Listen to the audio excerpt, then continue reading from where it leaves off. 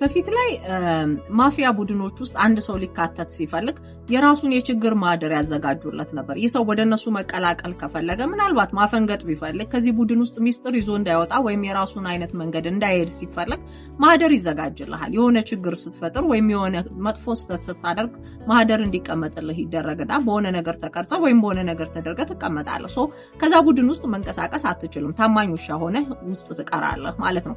አሁን ዓለም ልክ እንደዚህ የማፊያ ቡድኖች ስርዓት የሚካሄድባት ነው የሚመስለኝ። ይሄን ሰውዬ በተመለከተ 180,000 300,000 የሚሆኑ ፋይሎች ኢሜሎች ምናምኖች ተይዘዋል እንደሚባለው ሁሉ ይሄ ሰው በሆኑ ሰዎች እጅ ውስጥ ዓለም እየተመራች እንደሆነ የሚያሳየን ይመስለኛል። ለምሳሌ እንደዚህ አድርጋ አስብ። የሆነ ሰው ልትሆን እየሞከርክ ነው። የሆነ መንገድ ልትሄድ ነው። የሆነ ተጽዕኖ ፈጣሪ የሆነ ሰው የመሆን አዝማሚያ ያለ። ከዛስ እነዚህ ሰዎች ይመለከቱሃል፣ ያዩሃል። ማን ነው? ምንድነው? ወዴት ነው የሚሄደው? ከየት ነው የመጣው የሚለውን ነገር ያጠናሉ። ከዛ በኋላ አንተ መራመድ በጀመርክ ቁጥር ከነሱ ቁጥጥር ውጪ እንዳትወጣ ለማድረግ ይፈልጋሉ። የትኛውንም አይነት ትንሽ ሰው የሚንቁ አይመስለኝም። ስለዚህ በዛ መንገድ እየተራመድክ መሆኑን ሲያዩ ከነሱ ወገን እንድትቆም ወይም እነሱ የሚፈልጉትን ነገር ብቻ ዓለም ላይ እንዲደረግ ስለሚፈልጉ ማነህ፣ እንዴት መጣ እና እንዴት ልንይዘው እንችላለን የሚሉትን ከጎን ሆነው ይሰራሉ ማለት ነውና አይናቸው አንተም ባየበት ቅጽበት ሊያደርጉ የሚችሉት ምንድነው? እንዴት ልንይዘው፣ እንዴት ልንቆጣጠረው እንችላለን የሚለውን ሐሳብ ነው።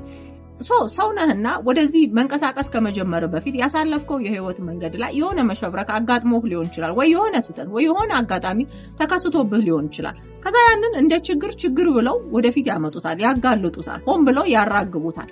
ምናልባት ችግር እንኳን ባይኖርብህ እነሱ ችግር መፍጠር አያስቸግራቸውምና ችግር ይፈጥሩልሃል። ከዛ ያ ነገር ሲራገብ ያ ነገር ችግር ሆኖ ሲመጣ አንተም ችግሩን ለመፍታት ስለምትፈልግ መሯሯጥ ትጀምራለህ።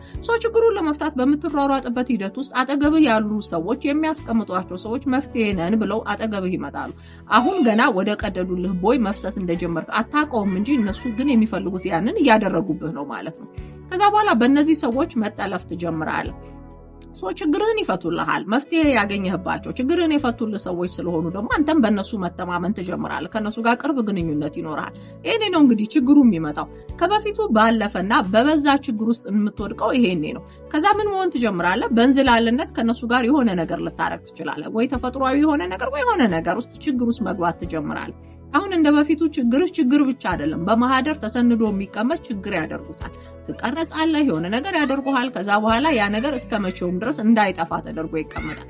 አንተ ከገባህበት አስቀጥ ውስጥ ካለህበት ችግር የሆኑ ነገሮችህን ማየት ስትጀምር ያኔ ትነቃለህ። ግን ምንም ማድረግ አትችልም፣ ጊዜው ረፍዶብሃል። ስለዚህ የምታደርገው ምንድነው? ለነሱ መገዛት ነው።